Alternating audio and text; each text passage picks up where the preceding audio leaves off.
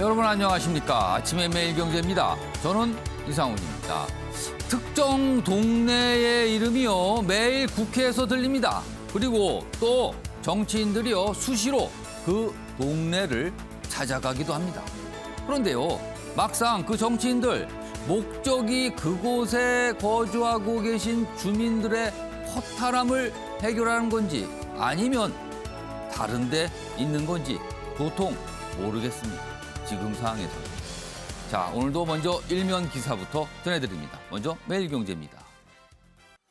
인플레이션 공포가 덮쳤다. 3,000피가 무너졌다. 그러니까 주식시장 코스피 3,000 그 주가지수를 말하는 거죠. 밑으로 내려갔다는 겁니다. 자, 미국 기술주 폭락 여파다. 유가 급등도 악재로 작용했다. 여러 가지가 겹쳤다는 뜻이 됩니다. 그리고요, 우리나라의 바이오 그리고 인터넷주 우수수 일본 증시 역시 맥을 못 추고 있다. 오늘도 각국 증시들 굉장히 어떻게 진행이 될지 많은 분들이 관심 갖고 있습니다.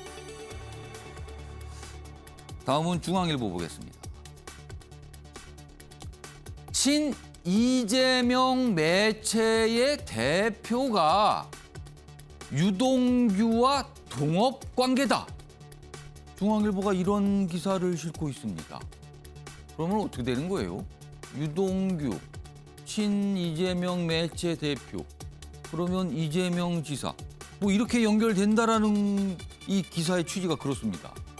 자, 유동규가 설립한 유원홀딩스 거래업체다. 사업 목적을 보니까 93% 유원홀딩스와 일치한다. 뭔가 관계가 있는 거 아닙니까? 이렇게 제기, 문제 제기, 의혹 제기를 하고 있는 기사입니다. 이번엔 서울신문 보겠는데요. 사진입니다. 두 장의 사진이 나란히 있는데요. 제목은 이렇습니다.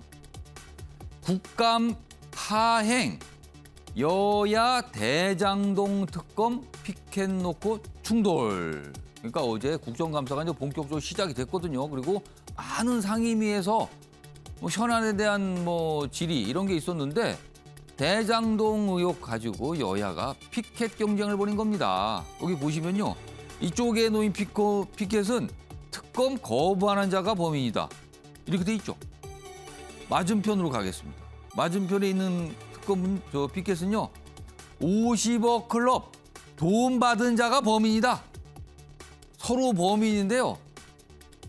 누가 범인인지 내용은 다릅니다. 거부하는 자, 돈 받은 자, 뭐 이렇게 되고 있어요. 어제 이런 모습이었어요. 마지막으로 한겨레 보겠습니다. 은행 빚 더 못 낸다. 자영업자 비은행 대출 24% 급증했다는 겁니다. 그러니까 은행에서 돈을 요즘에 대출하기가 참 어려워졌잖아요. 그러니까 다른 곳을 찾는데 제2, 제3 금융권으로 갔다는 겁니다. 그러면서 여기서 대출이 급증하고 있다는 겁니다. 이런 걸 보고 뭐라 그럴까요? 한쪽을 막으니까 한쪽이 부풀어 오르다 뭐 이런 풍선 효과입니까? 이런 현상 또 나타나고 있습니다. 자, 지금까지 일명기사 짚어봤고요. 오늘도 뉴스의 행간 깊숙하게 읽어주시기 위해 네 분께서 자리하셨습니다. 한 분씩 소개해드리겠습니다. 먼저 최양모 현대경제연구원 고문, 화면 가장 맨 왼쪽에 자리하고 계십니다. 그리고 그 옆에는 김종욱 동국대 대우교수 나오셨고요. 세 번째 자리에 윤기찬 변호사 자리하셨습니다. 그리고 마지막으로 주원규 삼육대 겸임교수 자리하고 계십니다. 안녕하세요.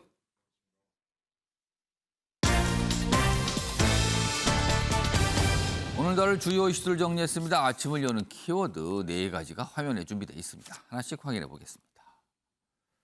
첫 번째 키워드는 4대 악재입니다. 어제 우리나라를 비롯한 거의 모든 나라 주식시장이 안 좋았어요. 왜 그럴까? 전문가들 지금 들여다보니까요. 네 가지 이유가 꼽히고 있다는 겁니다. 오늘 자세히 설명해 드릴 예정입니다. 자, 두 번째 키워드는 엄중히 보고 있다. 어제 청와대가 내놓은 입장입니다. 최근에 대장동 의혹 이슈와 관련해서 정치권에서 진행되고 있는 상황, 이 사안에 대한 국민들의 여론, 뭐 이런 거에 대해서 청와대가 엄중히 보고 있다, 지켜보고 있다는 표현을 썼습니다.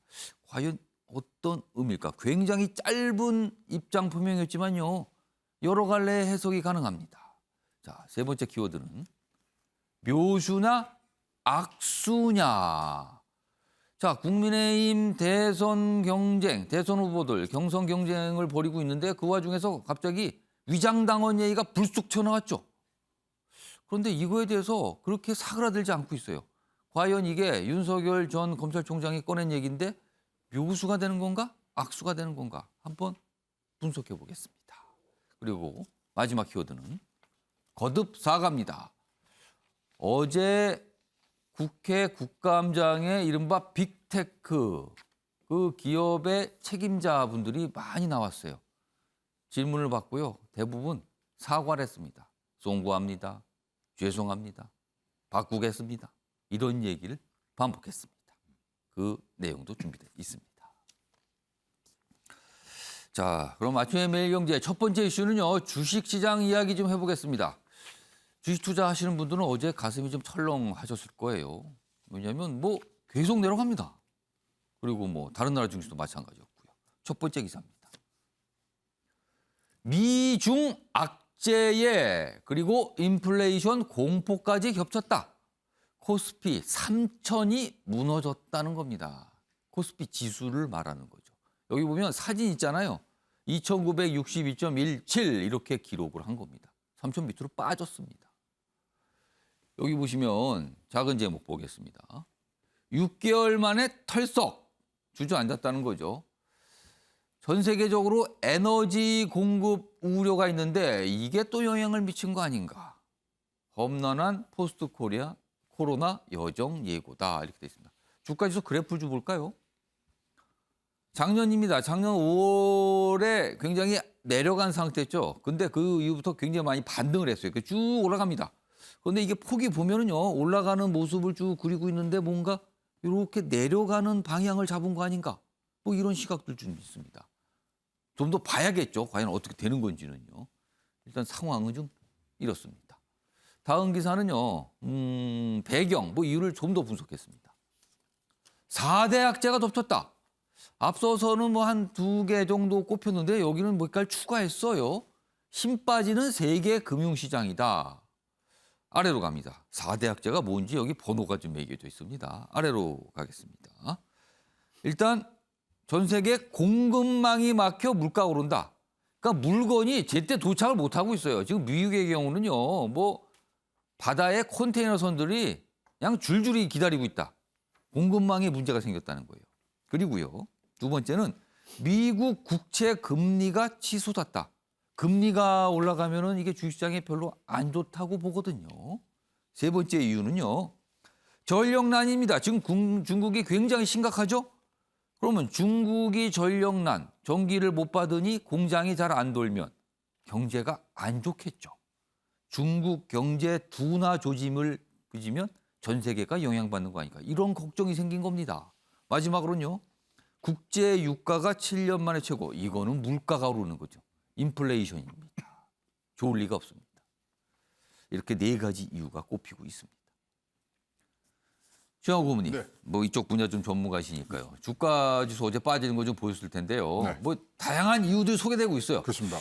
일단 가장 큰 이유 한 가지를 꼽아 주시고요. 그리고 뭐 가장 크진 않지만 그래도 직간접적으로 영향 주는 이유들 이렇게 좀 나눠서 소개해 주시죠. 지금 이제 인플레이션이 제일 우려가 되는 거죠. 인플레이션이 가장 지금 현재 상황에서는 전 세계적으로 퍼지고 있고요. 지금 공급망이 지금 막힌 부분들이 있고 또 수요가 또 폭발적으로 늘어나는 부분들이 있어서 이제 같이 지금 무너지고 있는데 일단 물가가 오른다는 오른 거죠. 거죠. 근데 물가가 오르면 주식시장에 왜 나쁜 영향을 주는 겁니까? 물가가 오르면은 이제 우리가 쓸 수 있는 소위 말하는 가용 처분 소득이 이제 적어지지 않습니까? 그러면 소비가 내수가 지금 진작이 안 되는 거죠. 그러다 보니까 경기가 침체되는 뭐 올라가는 걸 발목을 잡기 때문에 예. 이 부분들이 굉장히 이제 나쁜 영향을 미치고 그러다 보니까 내수가 떨어지면 기업의 실적이 낮아지고 그럼 바로 주가에 이제 영향을 미치는 부분들이 몇 간대를 거쳐서 타격을 준다는 거네요. 그다음에 이제 미국 같은 증시에서는 이제 예. 물가가 오르면 금리를 올릴 수밖에 없거든요. 그걸 잡으려고. 아, 그렇죠. 물가가 오르면 이자율, 금리를 높여서 잡으려고 하죠, 그렇죠. 물가를. 금리라는 건 돈의 가격이거든요. 예. 돈의 가격을 높이면 물가가 아무리 높더라도 사지 않습니까? 아, 그래서 인플레이션이 원래 물가가 오른다는 뜻보다는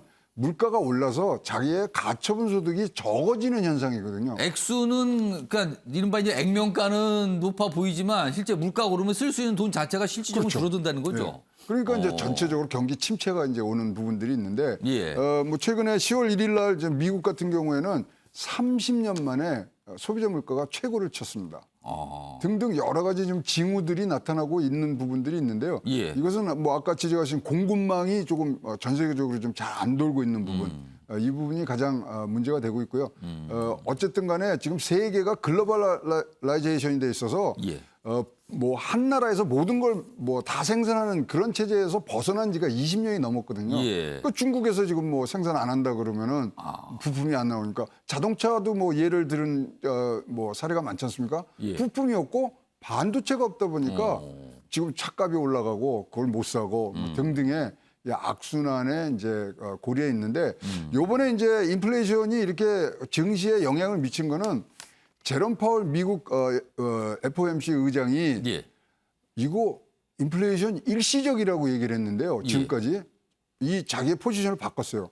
내년까지 갈 수 있다. 왜 바꿨습니까, 갑자기 그러면? 지금 이제 상황이 돌아가는 게 물가가 계속 지금 올라가는 부분들이 예. 계속 이제 눈에 보이고 뭐 파월 의장이 얘기했던 이 물가를 잡는 부분에 있어서의 어떤 예. 순환적인 부분들이 좀 아직 안 풀려지고 있거든요. 예. 그러다 보니까 지금 올라갔습니다. 이 올라가는 모습들이 있는데 지금까지 다 괜찮다 얘기를 했지 않습니까? 그렇습니다. 괜찮지가 않죠, 이제. 괜찮다 얘기했는데 갑자기 왜 안 괜찮게 된 거예요, 이게?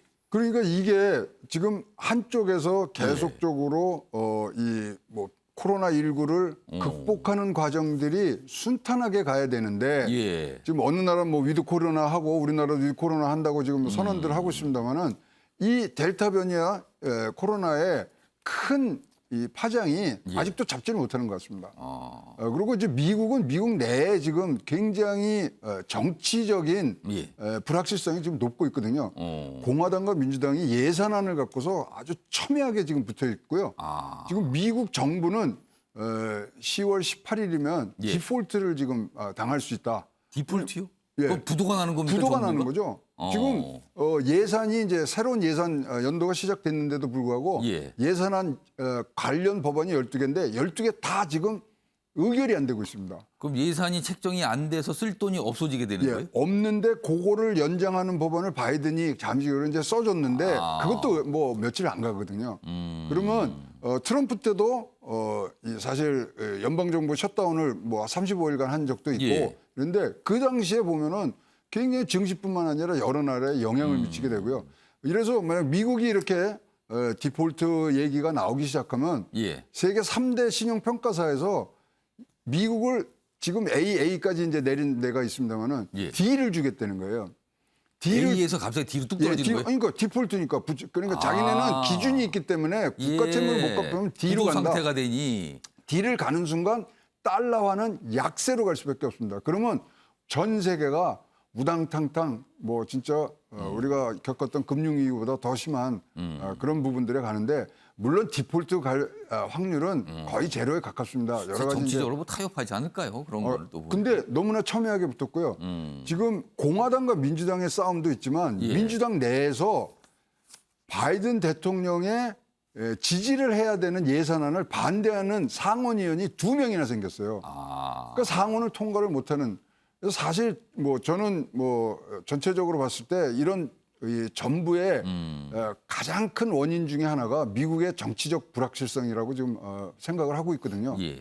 그래서 그런 부분들이 지금 타결이 돼야 되는데 예. 제넷 옐런 재무부 장관이 10월 18일까지 해결하겠다.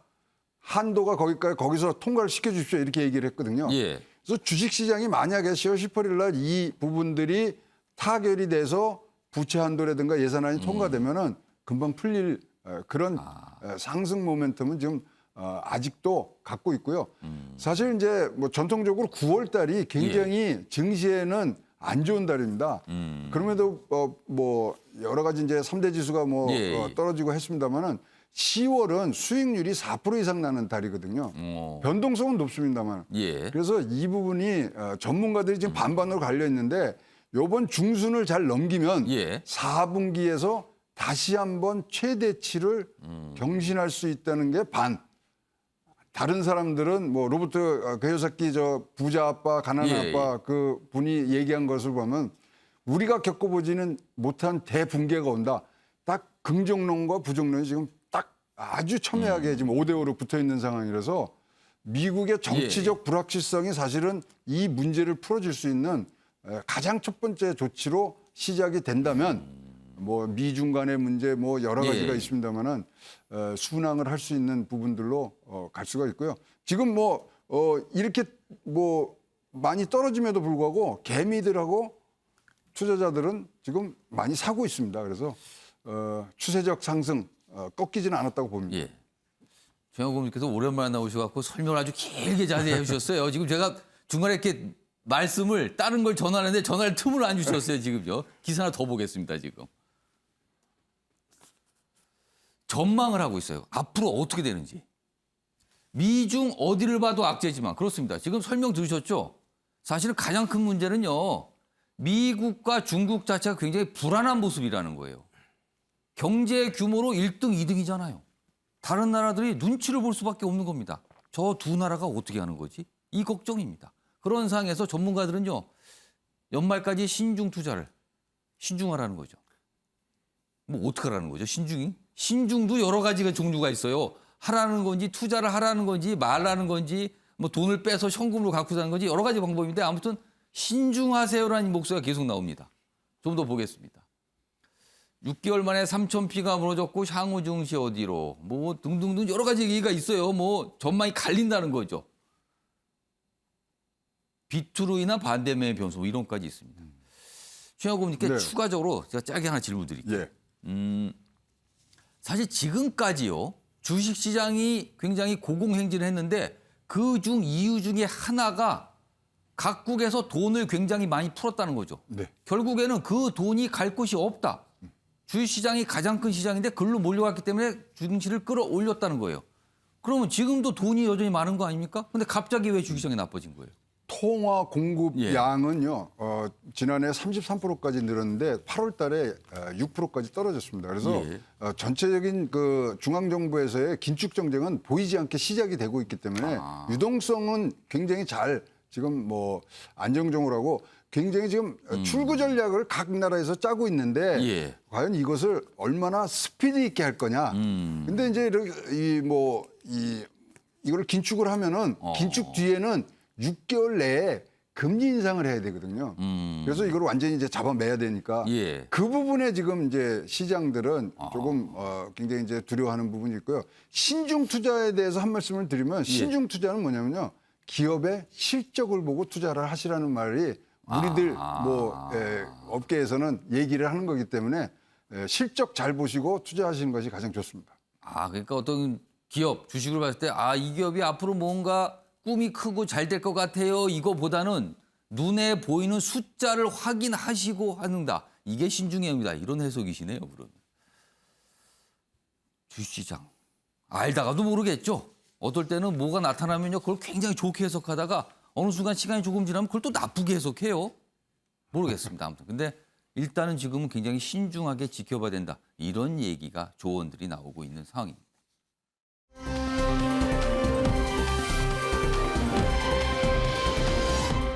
정치권 얘기 좀 가보겠는데요. 역시 대장동 의혹. 어제 국회 상임위가 본격적으로 시작이 됐어요. 그리고 많은 상임위원회가 열렸는데 거기서 대장동 의혹이 곳곳에서 나왔습니다. 이게 이슈로요. 자, 어제 지금 뭐 아까 일면에도 사진 들었고 지금 이 사진도 있는데요. 어제 상임위 중에 한 장면이 있는데 그 모습 영상으로 확인해 보겠습니다. 위원장이 회의가 진행하고 있는데 도가 지나치게 하니까 좀 뭐 하는 거야, 너? 지금 어디다 감을 지르는 거야 또? 참 진짜 진짜 잘 해주고 들으니까 진짜 이상한 사람이야 이런 나이. 번영하려 있어야지. 좀 아니 대장 번영거리고 있어야지. 그만하세요. 아니 보자 하니까 지금 뭐 하는 거야? 번영거리고 지금 어디다 있어야지. 대고 이야기하는 거야 지금? 버릇 고쳐. 버릇. 자, 여야가 저렇게 고성을 내고 피켓을 서로 들면서 갈등하고 대립했죠. 그래서 어제 사실은 피켓 문제 때문에 제 시간에 시작을 못했어요. 많은 상임위들이요. 뒤늦게 시작이 됐습니다. 그래도 뭐 하긴 했습니다. 자, 그러면은 저렇게 여야가 싸우는 이유가 있을 거 아닙니까? 뭔가 서로 생각이 다르니까 싸울 거예요. 지금부터는요. 그와 관련된 얘기 좀 하나씩 좀 짚어보겠습니다. 먼저 대장동 의혹과 관련해서 오늘 새로 나온 기사가 좀 있습니다. 보겠습니다. 다음입니다. 7시간 만에 사라진 대장동 초과 이익 환수 조항. 그러니까 초과 이익을 환수하려고 처음엔 생각했는데 그와 관련된 조항이 시간이 조금 지나서 없어졌다는 거예요. 좀 더 보겠습니다. 성남도시개발공사가 애초 넣었다가 뺐다. 검찰은 뭔가를 확인했다는 거예요. 당시에 뭔가를 작성한 기관에 대해서 소환해서 조사를 했고 뭔가 있었는데 없어졌다는 거죠. 그럼 과연 누가 이걸 없애라고 했는가? 이게 궁금해지는 거죠, 지금. 주원 교수님, 네. 이 기사가 설명하고 있는 내용은 어떤 의미입니까, 이거는? 이 대장동 관련 사태에 조금 윤곽을 좀 더 확실하게 보여준다고 보는데요. 우리가 가장 의문을 가졌던 것은 어떻게 몇 명 안 되는 그 화천대유라는 사람 회사가 예. 뭐 토지 배당금 4천억 원 가량이고 이후에 분양 필지도 또 예. 4천억 원 가량이 또 그쪽으로 자금이 흘러 들어갔거든요. 이것이 어떻게 가능한가에 대한 의문을 좀 해소해 주는 부분인데 본래 저희가 제일 의문 가졌던 부분은 초과 이익이 나왔을 때 그것을 나눌 수 있는 조항들이 없었느냐라는 게 제일 궁금했었는데 지금 개발사업팀에서 먼저 그런 초안이 있었다라는 게 지금 밝혀졌다는 게 핵심이고요. 그게 어떤 거냐면 민간 사업자가 제시한 그 분양가가 1,400만 원 정도였는데 그거를 만약에 부동산 값이 올라서 상회할 경우에는 그것을 나눠 가질 수 있다라는 조항이 있었었는데 그게 이제 유동규 전 본부장이 주도하는 전략사업팀에 의해서 예. 이른바 킬이 되고 그러니까 삭제가 되고 그것이 삭제된 조항으로 그냥 문건이 처리가 됐다라는 게 의혹의 핵심입니다. 그렇다면은 원래대로 처음에 작성됐던 대로 그 조항이 지금까지 있었다면 유가됐다면은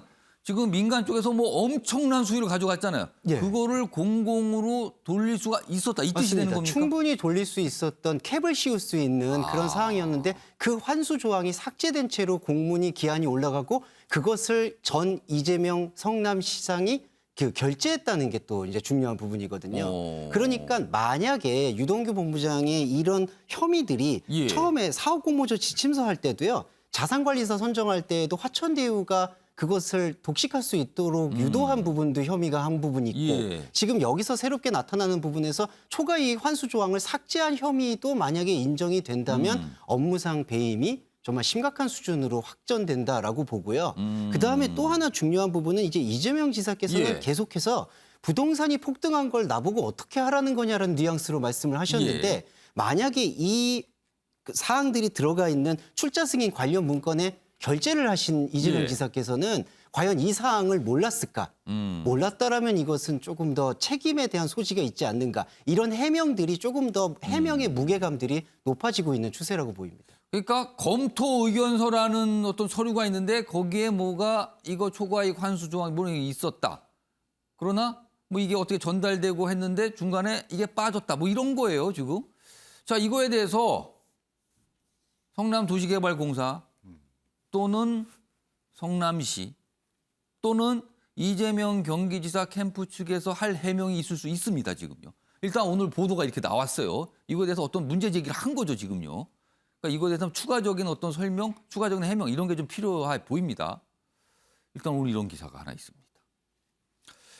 그리고 앞서서 영상 보셨지만 여야가 저렇게 첨예하게 대립하는 또 한 가지 그 전선에는요. 이른바 지금 구속 상태죠. 유동규 전 성남도시개발공사 전 본부장. 이 유동규 전 본부장과 이재명 경기지사가 성남시장일 당시에 과연 무슨 관계였냐. 이게 지금 여야가 완전히 다르게 보고 있어요. 이른바 측근이냐 아니냐는 거죠. 이게 또 중요한 지점으로 남아 있습니다. 이와 관련된 기사 2가지 준비했습니다. 보시죠. 먼저 이렇습니다. 측근 아니다고 했는데 이재명 그리고 유동규 밀착 사진이 많이 보이더라.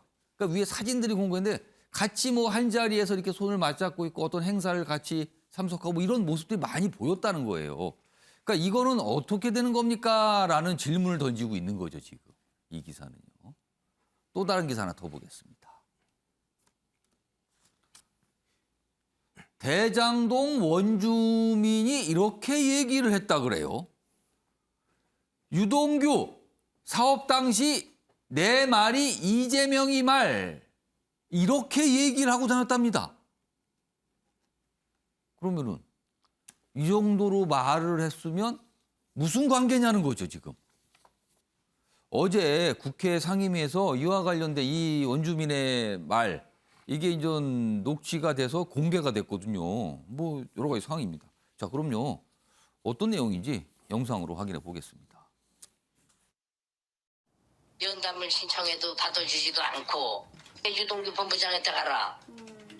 그 본부장한테 가면은 절대 피해 안 가게 해준다. 당신 어떻게 책임지냐니까 내 말이 시장 말이다. 네. 내 말이 이재명이 말이니까 믿고 기다려라. 이렇게 된 거예요, 이게. 이렇게 얘기를 했다는 거예요. 그런 얘기를 들었다는 거죠. 들었다고 이전 녹취를 했고 그걸 어제 국감장에서 이렇게 공개를 한 겁니다. 얘기 좀 해보겠습니다. 융시한 변호사, 김조욱 교수님 두 분께 이제 질문 드릴게요. 먼저 융시한 변호사. 측근이냐 아니냐 이게 지금 논쟁처럼 붙어 있잖아요. 어떻게 보세요? 뭐 측근인지 아닌지는 중요한 요소는 아니라고 봅니다. 그러니까 이재명 지사의 말씀처럼 뭐 측근의 요건이 뭐냐 이렇게 되묻고 계신데 예. 사실 이재명 지사가 2009년도 일반 시민운동 하실 때부터 그때 알게 된 거거든요. 시장 당선되기 전에. 예. 그리고 시장 선거 과정에서 이재명 지사를 도왔던 걸로 알려져 있고 시장 당선 이후에는 과거 성남 시설관리공단, 도시개발공사의 전신입니다. 시설관리공단의 본부장으로 파격적으로 임명이 됩니다. 예. 그 뒤에 또 재선 시 2014년도 재선 출마 당시에는 사임을 하고 또 나가서 선거운동을 도와요. 그대로 또 재선된 이후에는 도시개발공사에 또 본부장으로 또 들어옵니다. 예. 그리고 경기도지사 선거 때는 또 도와요. 그리고 당선되신 이후에는 관광부사 사장으로 또 경기 옵니다. 관광공사. 예. 이런 일련의 흐름을 볼 때 이게 측근인지 아닌지는 누가 네이밍하는 것은 아니고 예. 이것을 보는 사람마다 각기 다른 시각으로 보겠지만 일반적인 상식적인 국민 시각에서는 가깝구나라는 것은 누구나 다 인식할 수 있는 게 아닌가. 그것이 뭐 측근이라는 어떤 법적 요건에 부합하는지 이런 거는 그런 사유가 존재하지 않기 때문에 예. 측근이다 아니다 갖고 정치권에 따지는 것은 이제 각기 어떤 네이밍의 필요성 예. 때문에 그런 것이고 실제로 가까운 건 사실 아니냐라는 생각이고요. 또 하나 그 큰 사업을 거의 사실상 독점적으로 운영할 수 있도록 예. 전권을 줬다고 봐도 과언이 아니잖아요. 예. 그런 그 관계이기 때문에 이것은 사업적인 측면, 업무적인 측면, 뭐 사적인 측면은 잘 모르겠습니다만 최소한 업무적인 측면에서는 가까운 사이가 아니었느냐 이런 생각이 듭니다. 김조욱 교수님, 지금 야당에서는 아까 뭐 측근 뭐 이런 거 의미 설명하셨어요? 이재명 경기지사가 유동규 전 본부장이 구속된 이후에 입장을 냈는데 이제 어떤 유감 표명으로 보이는 입장을 냈어요. 근데 관리 책임이란 얘기를 했어요. 그러니까 관리자로서의 책임은 분명히 있는 거다. 이런 취지의 설명이거든요. 자, 그런데 만약에 굉장히 가깝고 유동규 전 본부장이 한 일에 대해서 굉장히 뭐 파악하고 있고 이렇게 된다면 관리 책임 이상의 책임. 지금 야당에서 그 얘기를 하고 있는 거거든요. 이 문제는 어떻게 보세요? 그러니까 일단 뭐 얘기하면 측근이 있으면 측근이라는 개념은 상당히 주관적인 개념이기 그렇죠. 때문에 주관적이죠. 그거. 그러니까 뭐 기사를 보게 되면 최측근, 핵심 측근, 예, 예. 측근. 그러니까 측근이라는 개념 자체들은 주군이라고 하는 상위에 있는 인물이 얼마만큼 그 사람을 갖다가 판단할까라고 하는 기준을 갖다가 외부의 시각으로 얘기하는 거 아니겠습니까? 전 그런 측면에서는 기본적으로 제 생각에는 공신인 건 사실인 것 같아요. 성남시장 선거를 할 때 선거를 도와준 건 사실이기 때문에 그 공신 그룹 중에 있었겠죠. 공신 정도는 되지 않을까? 그러겠죠. 선거를 도와줬으니까. 그러니까 그런 그룹에 있으니까 발탁을 해가지고 어떤 자리를 줬을 것 같고요. 그 과정에서 여러 가지 일을 맡기는 과정에서 제가 볼 때는 직권화될 수도 있었다는 생각이 드는데 그런 과정 중간에 예산 문제와 관련해서 서로 트러블이 생기면서 본인이 떠나갔던 상황이기 때문에 예. 저는 그 정도 어느 중간쯤에 있는 단계라는 생각이 드는 거고요. 윤기찬 변호사 말씀처럼 저는 측근이 중요한 문제가 아니라 측근이라고 다 불법을 저지르는 건 아니기 때문에 이 사람이 불법 행위를 했는가 안 했는가. 그다음에 그 불법 행위에 대해서 이재명 후보가 이걸 인지했는가 인지하지 않았는가 인지가 어느 정도인가 이 부분에 대해서 판단을 해야 할 문제라는 생각이 드는데 예. 딱 문제는 이제 국민이나 야당 같은 경우는 계속 프레임을 씌우려고 좀 과도한 얘기들을 계속 한다는 게 문제라는 생각이 드는 거예요. 저 뭐 사진 같은 거 저희 보여주면서 예를 들면 아니 저 성남시설관리공단이 만든 노상 주차장 관리 초소에 거기 직원이 따라간 게 예를 들면 측근이란 근거라고 얘기하는 건 좀 이상하다는 생각이 드는 거고요. 거기다가 뭐 내 말이 이재명 말이다거나 뭐 동규야 이리 와라 뭐 이런 얘기들 말을 이렇게 반말로 해서 그렇게 편하게 불렀다 뭐 이런 넘버 거예요. 넘버 3 이런 얘기들 같은 경우는 다 전원이거든요. 경기도 대변인 같은 경우는 동규야 이리 와봐라 다 확인해봤다는 거 아니에요? 그런 사람 없다고 얘기를 하는 거예요. 저는 여야가 마찬가지입니다만 지금 프레임 전쟁을 하고 있습니다만 예. 적어도 상식적으로 확인 가능한 부분을 가지고 공격을 하셔야 되는데 이렇게 공격을 하게 되면 제가 볼 때는 예. 논쟁은 산으로 가게 되는 상황이 되기 때문에 저는 측근의 문제, 측근 여부가 중요한 건 아니다. 아까 말씀드렸듯이 측근이 불법을 했냐? 불법을 갖다가 인지했다면 어느 정도까지 인지했느냐? 그것이 위법적인 인지까지 가느냐 안 가느냐 문제가 핵심이기 때문에 저는 검찰에서 나오는 수사 과정들에 대한 내용들, 그다음에 본인들 많은 제보 받는다면서요. 국민의힘 같은 경우는 제보의 객관성을 가지고 이 부분 가지고 제기하는 것이 저는 훨씬 더 타당하다고 생각하고 올바른 방식이라고 생각을 합니다. 그렇습니다. 지금 수사가 진행 중입니다. 뭐 경찰도 하고 있고요. 검찰도 하고 있습니다. 그리고 지금 구속 상태도 돼 있고요. 그래서 무슨 결과 아마 시간이 지나면 구체적인 어떤 모습이 좀 나타날 것 같습니다. 이런 상황에서 어제 청와대가 입장을 냈습니다. 지금까지는 청와대가 그런 질문을 받아도 뭐 그런 거를 왜 청와대에 물어보세요? 뭐 관련이 없는데. 뭐 약간 이런 반응인데 어제는 입장을 냈어요. 어떻게 보면 이례적이라고 할 수 있을까요? 아니면 좀 늦었다고 할 수 있을까요? 보겠습니다. 청와대 대장동 의혹에 엄중하게 지켜보고 있다. 아주 짧게 논평을 했지만 엄중 지켜보고 있다. 이렇게 됐습니다. 대장동 관련 입장 밝힌 건 처음이다. 그러면서 이제 설명을 했어요. 아니 엄중하게 지켜보고 있다는 게 어떤 의미입니까? 이 질문에 청와대 관계자, 한 관계자는 그냥 말 그대로 받아주세요. 이렇게 끝났어요. 그러다가 조금 시간이 지나서 다른 관계자가 추가적인 설명을 해놓습니다. 그게 이겁니다. 문재인 대통령 국민 분노가 크다. 뭐 이런 관점에서 지금 잘 엄중하게 보고 있는 거다. 이렇게 봐달라는 겁니다. 그래서 너무 정치적인 해석은 하지 말아주세요. 또 이렇게 또 당부도 했어요. 이 상황입니다. 최영국님, 네. 뭐 당부는 했습니다만 해석을 안 할 수가 없는 상황이에요. 그렇죠. 엄중하게 지켜보고 있다. 국민 분노가 크다는 거 이런 거를 감안했다. 이런 설명 나왔거든요. 어떤 의미가 될까요? 대통령께서 국민 분노가 크다는 얘기를 언급하신 자체가 예. 이게 사실 정치적인 지금 논쟁이 있습니다만은 근본적인 건 부동산 문제 아니겠습니까? 그 부동산에 대한 국민의 분노 또 국민의 실망감이 큰 부분에 대해서 예. 엄중하게 지금 바라보고 있다 이런 취지로 말씀하신 것 같고요.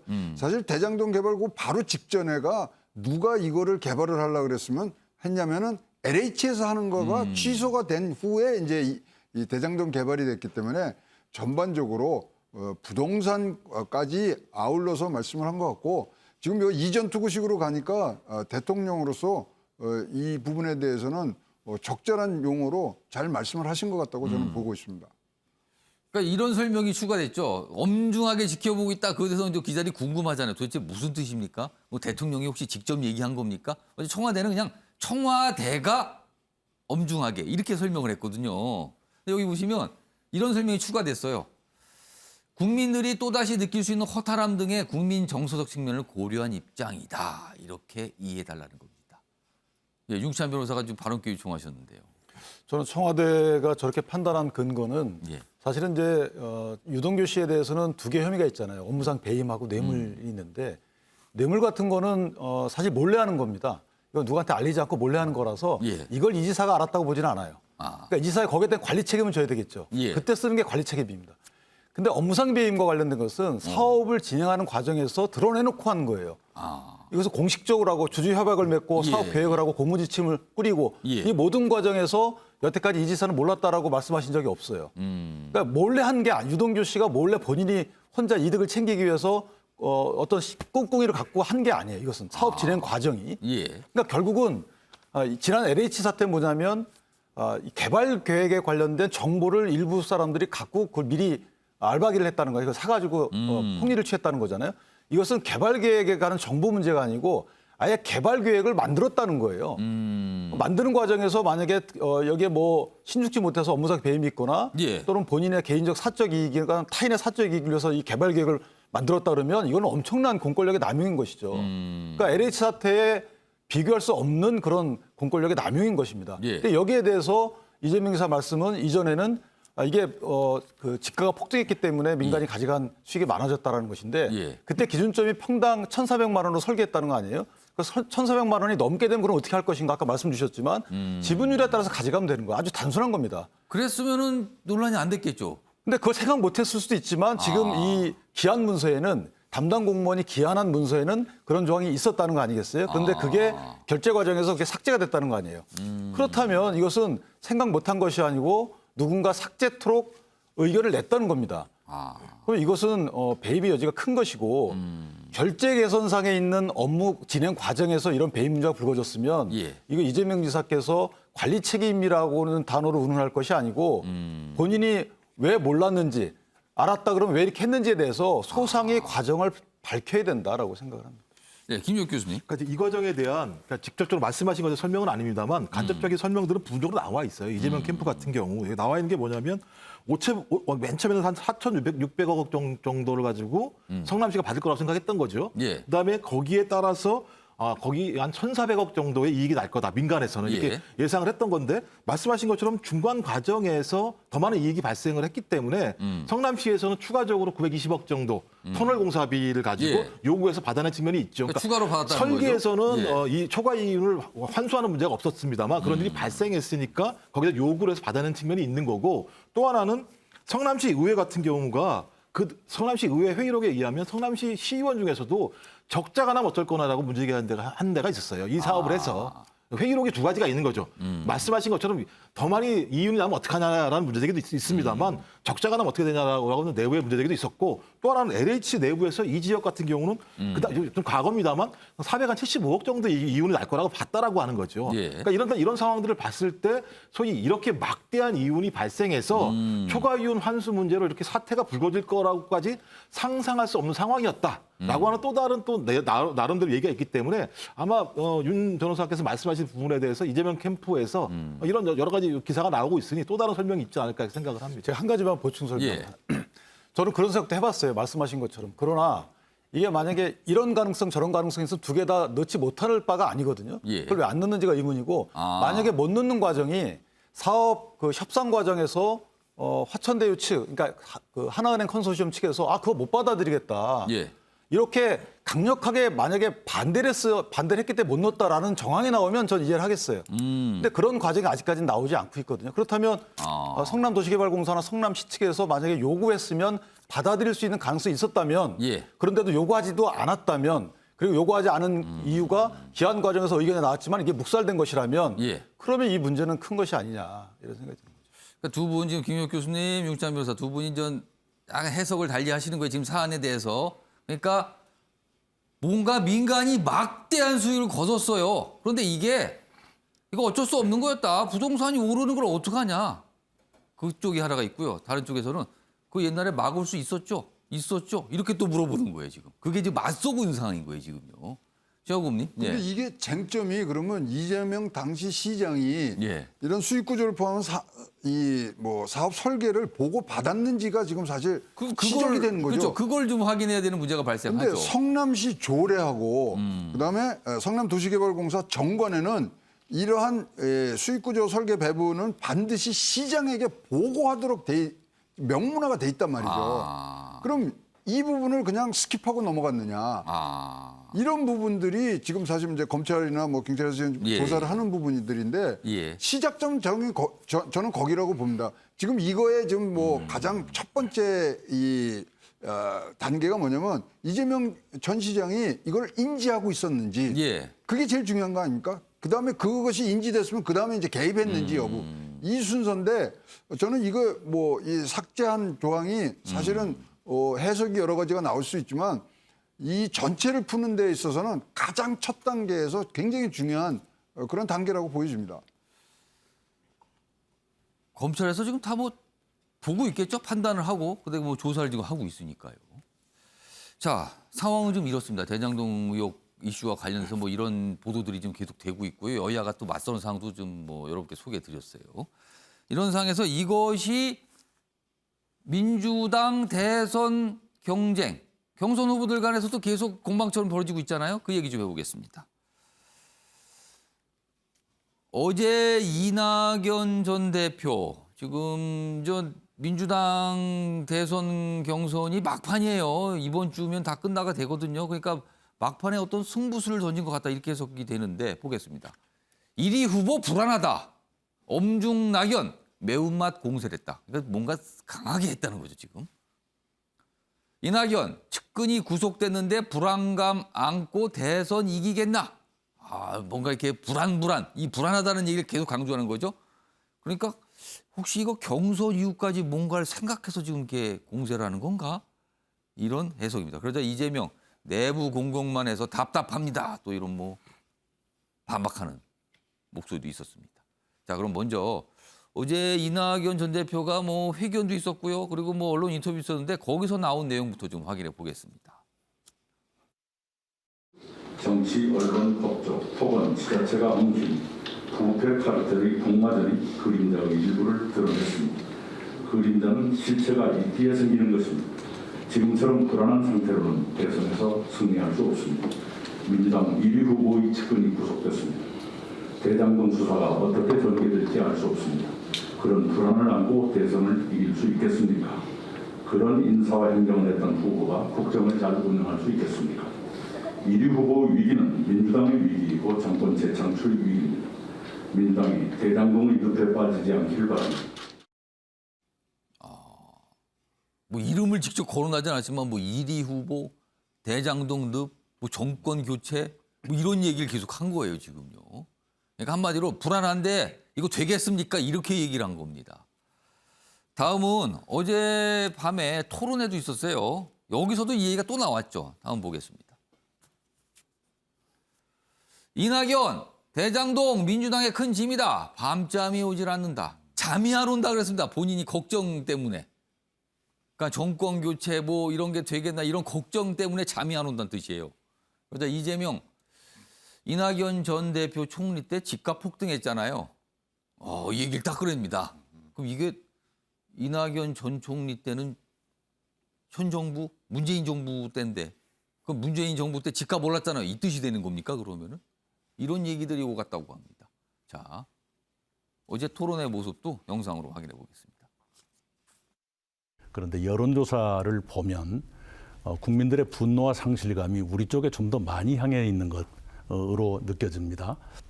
이제 이낙연 후보님께서는 이제 저의 문제만 들여다보시니까 그런 것 같고요. 제가 이런 장치라도 만들어서 환수하기 이전에 전국에서 그렇게 한 일도 없고 후보님도 그렇게 하신 일이 없죠. 최근에 이제 이재명 후보와 함께 일했었던 분이 구속됐지 않습니까? 그에 대해서 좀 사과인지 아닌지 모르게 지금 답변을 하셨거든요. 이 총리 하시는 동안에 집값이 폭등을 해가지고 본인의 잘못 인정하시고 계신데 그것 때문에 개발업자들 이익이 3, 4천억씩 늘어난 거예요. 후보님은 민주당 소속 아닙니까? 자꾸 이 내부에다가 자꾸 문제를 제기하시니까 제가 좀 답답하긴 합니다. 허가해주면 그만이죠. 어떻게든지 그 환수해서 시민들에게 돌려주기 위해서 노력해서 이나마 성과를 내서 성남시 빚도 갚고 저는 이게 저희 성과를 또 실력을 홍보할 기회라고 생각하고 있어요. 상황은 불안합니다. 이런 불안한 상태를 계속 끌고 가면서 대통령 선거를 이길 수 있을 것인가 하는 걱정 때문에 때로는 밤잠이 오질 않습니다. 밤잠이 오지 않는다고 마무리했어요. 그리고 이재명 지사는 아니 이건 내가 잘한 거잖아요. 뭐 이런 취지예요 지금. 자 주원 교수님. 네. 이낙연 전 대표의 어떤 막판 승부수로 보여요. 네. 이 승부수 효과 결과 어떨 것 같습니까?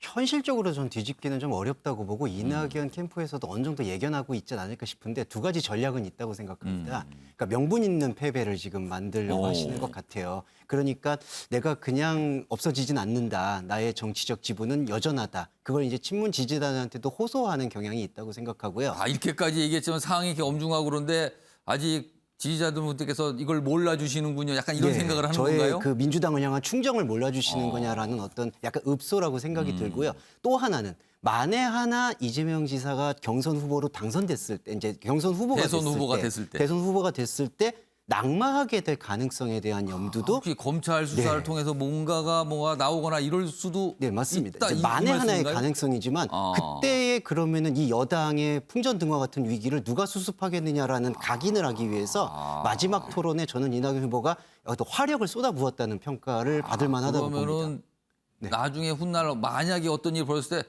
제가 앞서서 얼마 전에 그 얘기 했잖아요. 네. 이겁니까 그러면은? 그런데 저는 이제 한 가지 돌이켜보면 정말 아쉬운 게 원래 네거티브 이낙연이 아니었었잖아요. 경선 초기에. 그렇죠. 그런데 이재명 지사에 대한 신상 공격 때문에 네거티브 이낙연이라는 프레임이 씌워져서 예. 지금 정말 중요한 상황이 나왔는데 지금도 그럼 내부 총질이냐라는 그러한 내부 여러 여권의 비난을 안게 되는 게 억울함을 해소하는 데 있어서는 너무 좀 아쉽지 않나. 왜냐하면은 요번에 있는 마지막 토론만 봤었어도 저는 이재명 후보의 말씀들이 좀 변명에 지나지 않는다는 느낌을 받았거든요. 이낙연 후보의 화력이 조금 더 유효했다고 생각을 하는데 그러면 진작 그런 토론을 좀 하셨어야지 이낙연 캠프에 저는 좀 패착이 아니었나. 네, 그런 뒤늦은 감이 있습니다.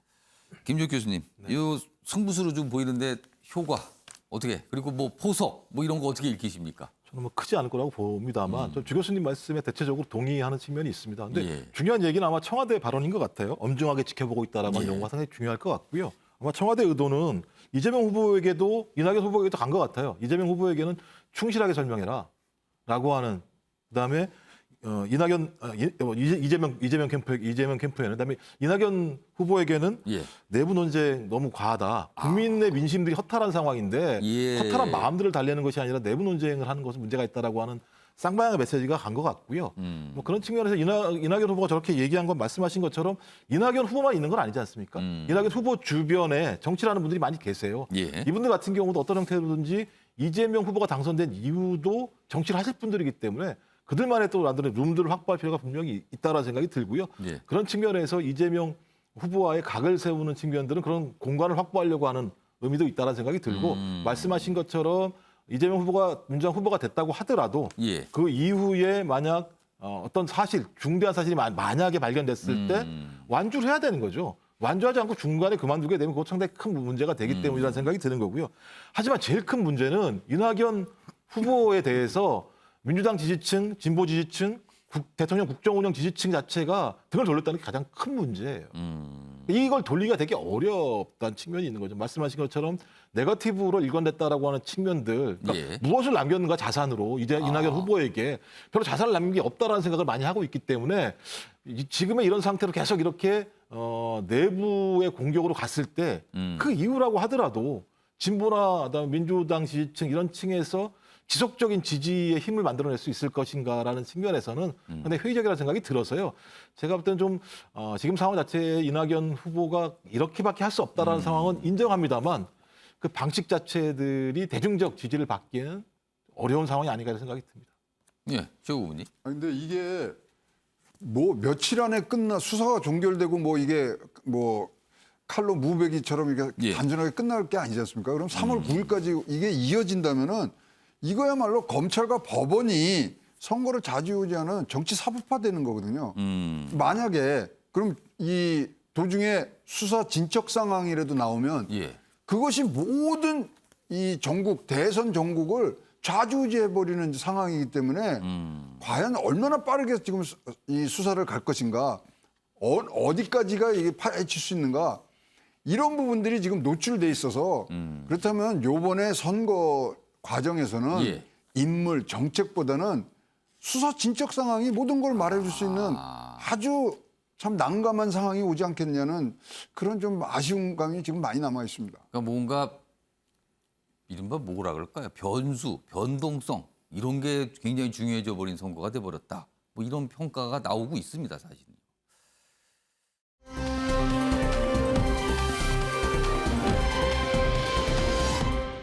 이번에는 국민의힘 상황 좀 보죠. 어제도 토론회가 있었습니다. 어제는요. 여야 대선 경선 토론회가 다 열렸어요. 어제는 하루에. 자, 먼저 보겠습니다. 본선에서 안 찍을 사람들이 입당했다. 아, 이게 이제 위장 당원 뭐 이 얘기예요. 어제도 또 이 얘기를 했어요. 그러자 이거 당원들에게 상처 주는 건데요. 사과하세요. 또 이렇게 반박한 거죠. 어제 2차 컷오프 앞둔 마지막 TV 토론 8일입니다. 2차 컷오프. 그러니까 4명으로 추려집니다. 8명에서. 위장당원 발언 두고 공방. 그리고 또 손바닥 왕자 놓고도 또 공방. 뭐 여기는 약간 좀 뭐 송구 이런 입장이 좀 나오기도 했습니다. 이런 겁니다. 자, 그럼 어제 토론의 모습. 뭐 이 기사에서 다뤄진 내용들이 다 담겨 있어요. 확인해 보겠습니다. 왕자 부적 그 문제가 홍콩 외신에도 오늘 보도가 됐어요. 그 국제적 망신입니다. 이 잘못한 거죠. 제가 뭐 좀 그리고 국민들께 하여튼 송구가 이거 어떻게 된 겁니까? 열성 할머니 지지자 할머니가 써주셨다는 그거를 그냥 응원의 개념으로 대수롭지 않게 생각한 게 제 불찰이었 것으로 제가 그거는 인정하고요.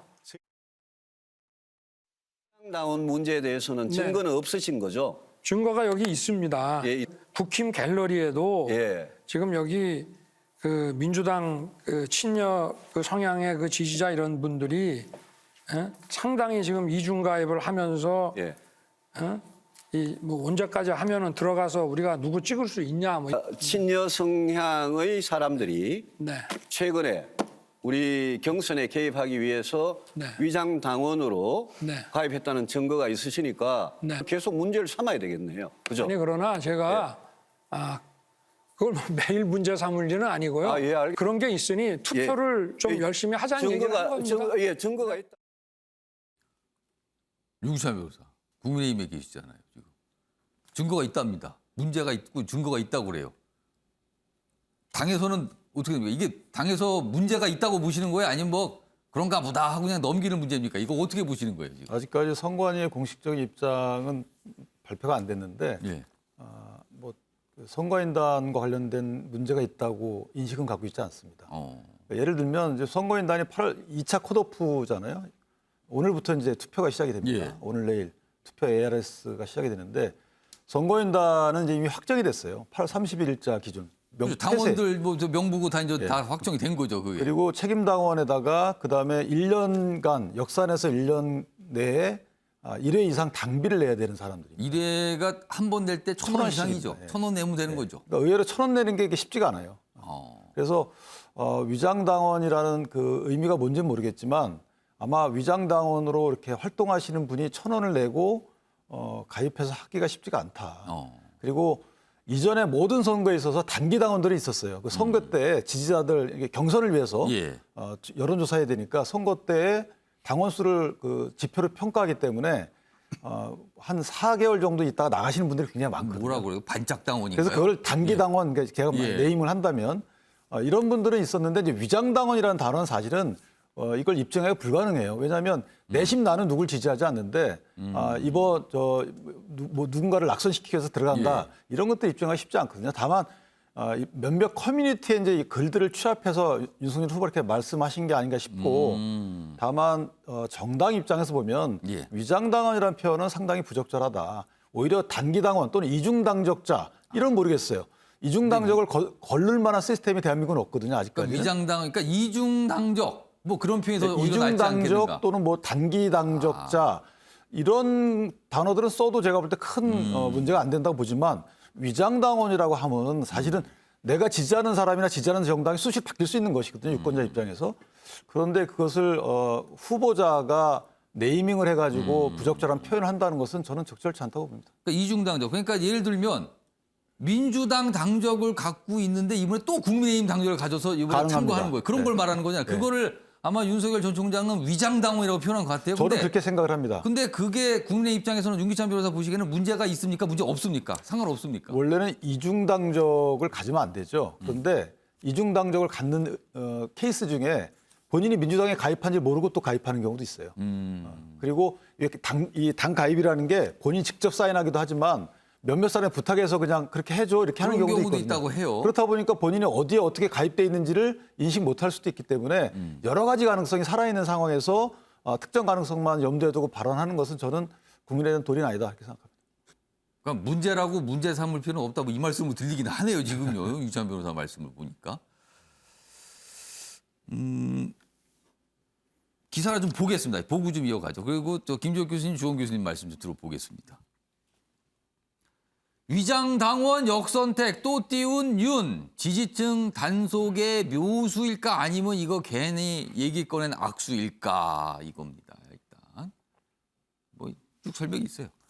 주원 교수님께서는요. 이거 묘수예요, 악수예요. 어떻게 판단하십니까? 저는 일단 악수라고 보고요. 그 윤석열 후보가 지나치게 정치적 아마추어리즘을 너무 노골적으로 보여주고 있다라고 생각을 합니다.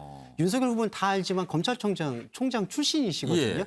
정확한 증거와 팩트를 가지고 공격을 하시는 게 그분의 어떤 지지율에 도움이 되는 거라고 생각을 하는데 저는 아까 윤기찬 변호사님 말씀처럼 이거는 국민의힘 갤러리에서 문제 제기한 사항이거든요. 이런 가능성과 우려가 있다. 근데 그거를 그냥 받아가지고 위장당원이라는 단어까지 써가지고 이거를 당원들을 지금 어떻게 보면은 모욕하는 행동으로도 들릴 수가 있는데 이런 게 지나치게 정치인이 빨리 되려고 하시는 결과가 아닌가. 예전에 검찰총장 있을 때는 그렇게 증거를 제일 위주로 하시더니 이젠 증거가 아니라 그냥 뜬 소문, 그러니까 흐르는 소문들이 그렇대더라. 이런 것들을 그대로 인용하신 것 같아서 저는 큰 악수가 된다고 보고 묘수냐 악수냐를 떠나서라도 저는 당원들에게 사과하는 것은 일단 선행돼야 된다고 생각을 합니다. 일단 위장 당원 뭐 이런 표현거는 좀 사과할 필요가 있지 않느냐 이 말씀이시네요.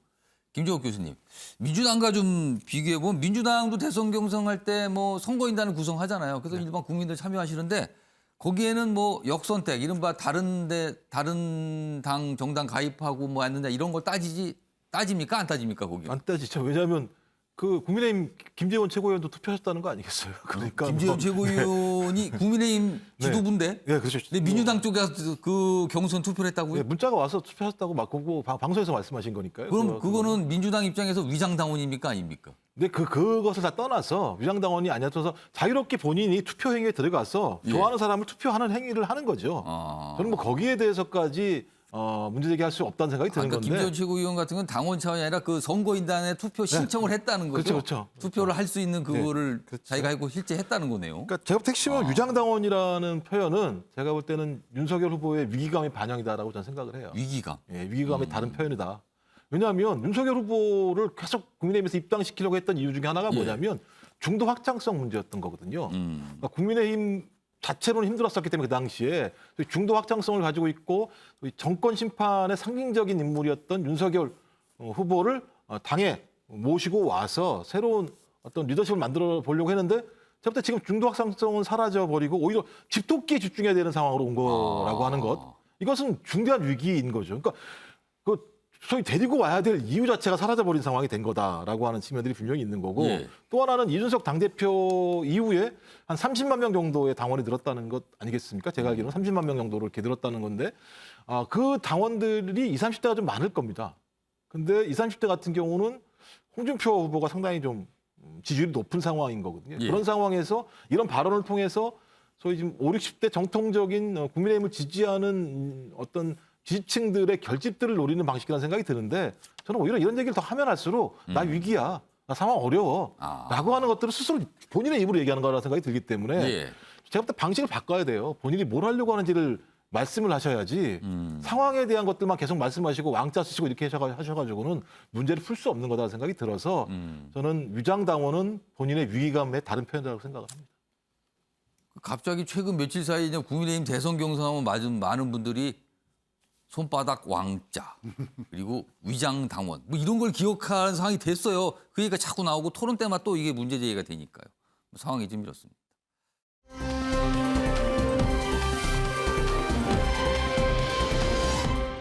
자, 이번에는요. 이른바 이제 플랫폼 기업과 관련된 내용 좀 다뤄보겠습니다. 어제 그 책임 있는 자리에 있는 분들이 국회에 출석을 했어요. 그래서 뭐 질문도 받고 뭐 그랬는데 그 모습 좀 보겠습니다. 카카오 문어발 난타에, 그러니까 카카오가 문어발이다 이렇게 이제 비판을 받은 거죠. 그렇게 난타에 고개 숙인 김범수 골목 상권 철수다 이런 얘기를 꺼냅니다. 김범수 카카오 의장을 말하는 거죠. 좀 더 보겠습니다. 이런 얘기도 나왔어요. 택시 호출 요금 무리 빚어 송구하다. 돈 기술 없어도 기회 주는 데 집중하겠습니다. 등등등등 이렇게 있고. 다음 기사 보겠습니다. 이런 얘기도 나왔어요. 3년 만에 증언 떼선 김범수. 동생 14억 퇴직금. 본인이 봐도 많다. 뭐 이런 얘기까지 꺼냈다는 거예요.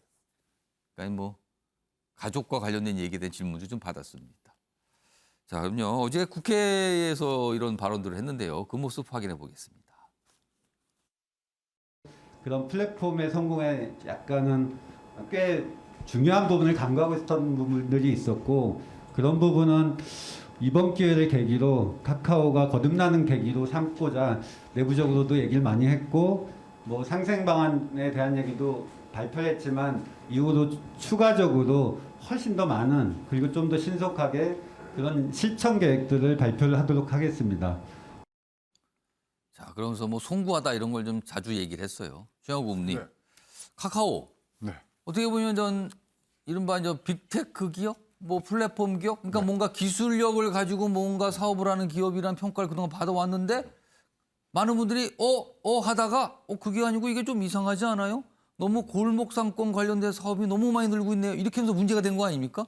이거 어떻게 보세요? 지금 이제 이게 2016년대 계열사가 45개였어요. 예. 근데 지금은 몇 개로 가냐면 128개까지 늘었습니다. 그리고 카카오의 어떤 사업적인 그런 이 방침이 뭐냐면 자기네에서 인큐베이팅 한 다음에는 계열사로 다 나눠줘요. 그리고 상장시키고.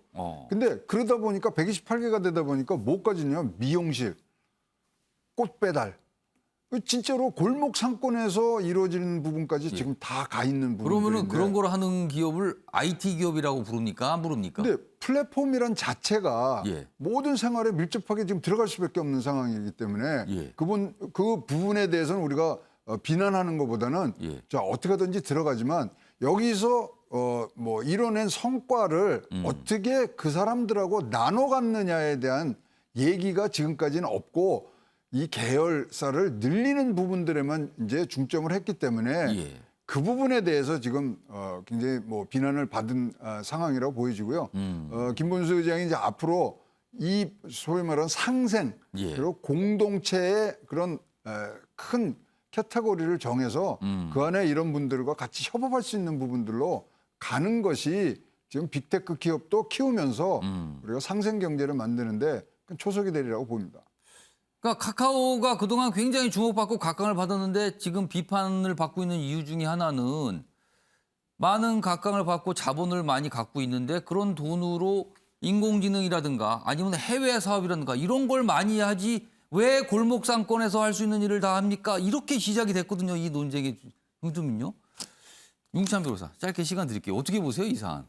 저는 저건 혁신 기술을 통해서 이제 소비자가 편의성을 증대시킨 건 인정할 만하죠. 그런데 원래 중개 기반이잖아요. 모든 서비스의 중개 기반의 플랫폼을 제공한 건데 그거를 기반으로 해서 지금 직접 사업을 하는 것이죠. 직접 사업하는 분야가 골목 상권까지 들어간 것이고 그 방법도 새로운 기술을 발견하는 것이 아니고 기존 업체를 인수합니다. 이러다 보니까 규모의 경제가 된 모든 사람들이 다 편의를 이익을 봐야 되는데 이런 사업체의 경우 이익을 안 본다는 거예요. 예를 들면 그 소상공인들 피해보죠. 그다음에 플랫폼 종사자, 오토바이 운전하시는 분들 이런 분들 있잖아요. 다 사업자 갖고 계시거든요. 배달하시는 분들. 이분들 다 어떻게 보면 손해 보시죠. 그다음에 소비자들 가격 앙등으로 손해 보죠. 그러니까 플랫폼 회사만 이익을 보는 거예요. 자, 이것이 그러면 혁신 기술을 통해서 당분간만 독점을 주는 것은 이해가 되겠는데 장기간 독점을 얻은 끝에 직접 제조업이나 기타 유통업까지 진출한다는 거죠. 이런 거는 사회경제적으로 볼 때 좀 오히려 국민 경제 전체 면을 보면 손해다. 이른바 상생의 문제가 발생을 한 거군요. 그렇죠. 그러면은. 또 다른 신기술을 개발하는 쪽으로 자본을 투자해야 되는 것인데 골목 상권으로 진출하는 새로운 업체를 인수하는 데 자본을 쓰고 있으니까 이 부분 문제가 있다고 해서 국회에서 입법을 자꾸 시도하니까 이번에 나와서 아마 고개를 숙인 것으로 저는 이해를 합니다. 그러니까 이렇게까지 얘기했으니까 어떤 좀 변화를 좀 보여주겠죠, 지금요. 많은 분들이 그 모습을 좀 기다리는 것 같습니다.